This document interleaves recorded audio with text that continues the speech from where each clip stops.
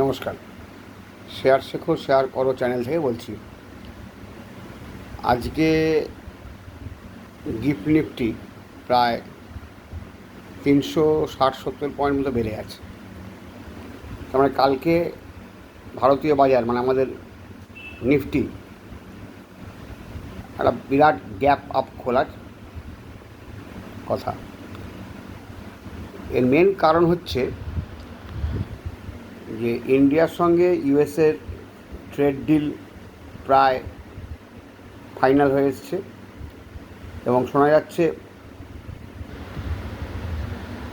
যে 50% tariff বসিয়েছিল USA, সেটা কমে হয়তো 15% হতে পারে।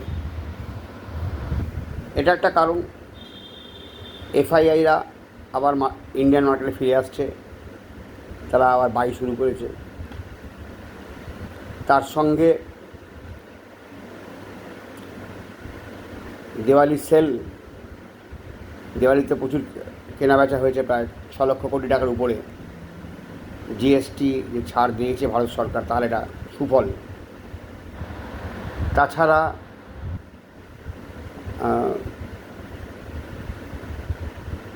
ইনকাম ট্যাক্সের ছাড় হয়েছে। সব মিলে একটা মার্কেটরা কালকে একটা বড় গ্যাপ আপ খুলবে। শুধু তাই নয়, আশা করা যাচ্ছে নিফটি অল টাইম হাইকে হয়তো 2-1 দিনের মধ্যে ক্রস করে বেরিয়ে যাবে। মানে যে সেপ্টেম্বর 2024 যে অল টাইম হাই ছিল, তাকে হয়তো 2-1 দিনের মধ্যে ক্রস করে ফেলবে, আশা করা যাচ্ছে। হ্যাঁ, প্রশ্ন হচ্ছে নিফটি কতটা বাড়তে পারে। কতটা বাড়তে পারে তো কেউ বলতে পারবে না গ্যারেন্টি দিয়ে। আশা করা যায়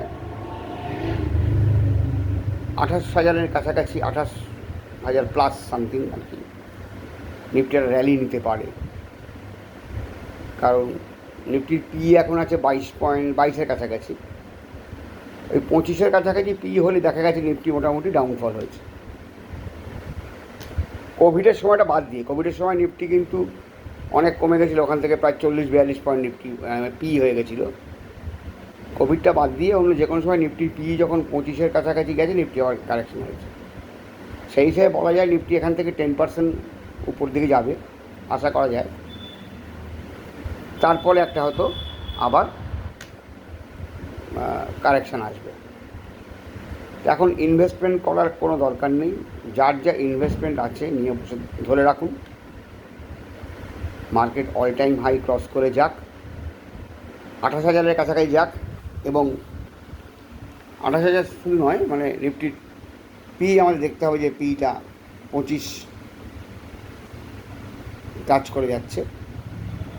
এরকম একটা সময় আমাদের কনসাস হতে হবে কোন শেয়ারটাকে আমরা রাখবো, কোনটাকে ছাড়বো, কোনটাকে আমরা মানে পার্শিয়াল প্রফিট বুক করব, সেই সময় ডিসিশান নিতে হবে। আর যা ক্যাশ আছে হাতে নিয়ে বসে থাকুন, এটাই অ্যাডভাইস। এখন কোনো ইনভেস্টের জায়গা আছে বলে আমার মনে হয় না। ঠিক আছে, কাল সকালের জন্য ওয়েট করুন। যখন এই ভিডিওটা করছি তখনও দেখলাম প্রায় গিফট নিফটি 300-র উপরে বেড়ে রয়েছে। তাহলে গ্যাপ ডাউন হচ্ছে মার্কেটের, শিওর, এটা বলা যায়। এখন পর্যন্ত মার্কেটের শিওর বলে কিছু হয় না, কোনো কিছু শিওর নেই, তা আশা করা যাচ্ছে। এবং সবই হচ্ছে পাস্ট দেখে ফিউচার একটা প্রিডিকশান করা আর কি। ঠিক আছে, ধন্যবাদ। যদি ওই চ্যানেলটা নতুন দেখেন, চ্যানেলটাকে সাবস্ক্রাইব করুন, বেল আইকনটা প্রেস করে রাখবেন, তাহলে যে ভিডিওগুলো আমরা আপলোড করবো সবগুলি পাবেন। আর এটা শেয়ার করবেন, শেয়ার করলে আমরা নতুন নতুন ভিডিও যখন আপডেটগুলো দেবো তখন পেয়ে যাবেন। আর একটা কথা বলে রাখি, অনেকে আমাকে বলছে যে অনেকের নাকি পোর্টফোলিও মানে নেগেটিভ আছে, নিফটি বাড়ছে কিন্তু পোর্টফোলিও নেগেটিভ। এটা কারণ হচ্ছে অনেকে পড়বে খালি ওই স্মল ক্যাপ কিনে রেখেছে, মাইক্রো ক্যাপ কিনে রেখেছে, এদের হতে পারে। তা ওই জন্য পোর্টফোলিওদের মধ্যে পোর্টফোলিও আমি প্রথম থেকেই বলছি পোর্টফোলিও ঠিক মতো বানাতে হবে। লার্জ ক্যাপ মোটামুটি 50-60% রাখতে হবে, বাকিটা মিড ক্যাপ স্মল ক্যাপে রাখতে হবে।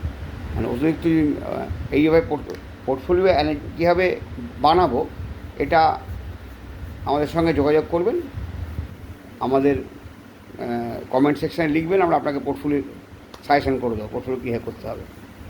ঠিক আছে, এখন কিছু করার নেই, এখন চুপচাপ ওয়েট অ্যান্ড সি। ঠিক আছে, ওকে, ধন্যবাদ।